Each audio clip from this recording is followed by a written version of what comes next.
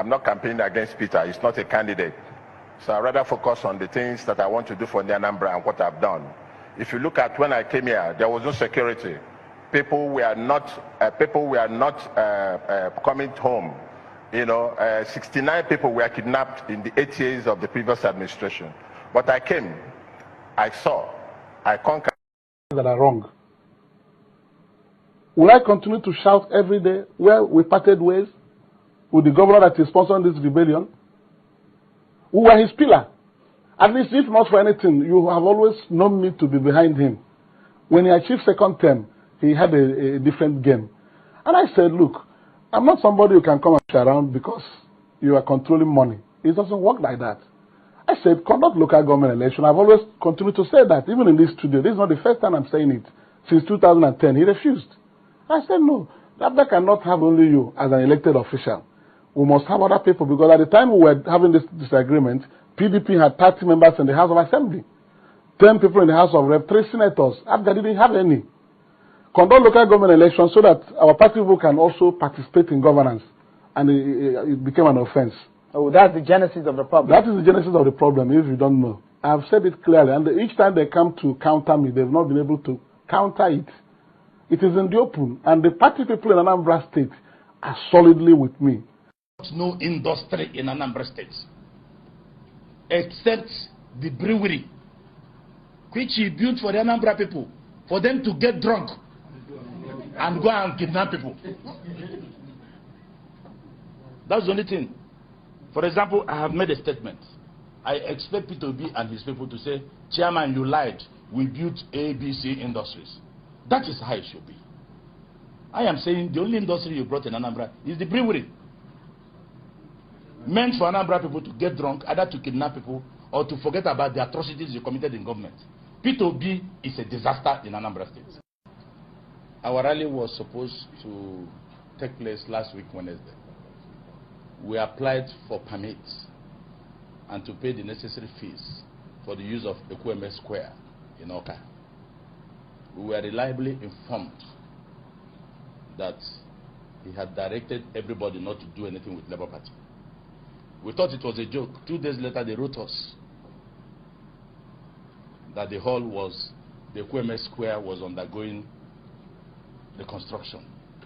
And I was in Oka. I drove straight to the place. I didn't see any tractor. The second day I went there, I didn't see any tractor. On the other hand, there was a deliberate attempt to stop us from using the Ekweme Square meant for the public. And what came to mind was what we did in Ondo State. We were in power in Ondo State. We didn't stop ACN then, PDP, from using any of the facilities in the state. In fact, some of them campaigned where we used. Look at Abuja. I am not aware that the PDP and the presidency has stopped anybody that can afford it, the use of Ego Square. I am not aware they have stopped anybody. So why would Peter OBI deny us the use of Ekweme Square when we are ready to pay? That was how we flagged off our campaign in Onitsha. Oka was a glorified local government for 8 years. Peter OBI was governor. If you're passing through Oka now, over flyovers, you wouldn't know when you pass Oka. So what is but most importantly, what was he saying, or he said that, look, he has some of the roads... That's freedom of expression. I'm coming first. You see, the governor, when he launched his mission statement and vision, he had 4 cardinal principles. One is agriculture, industrialization, trade and commerce, and then oil and gas.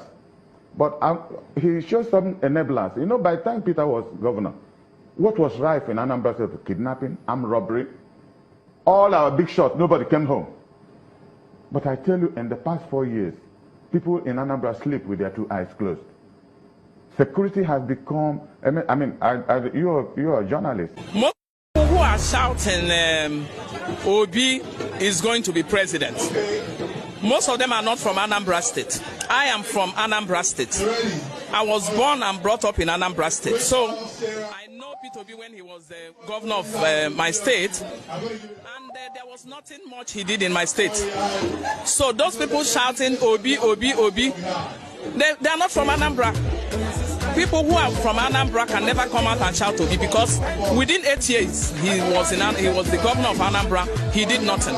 There was nothing to tell him about. So if you compare, that's why most of my people, they rush to Lagos. Why are they going to Lagos?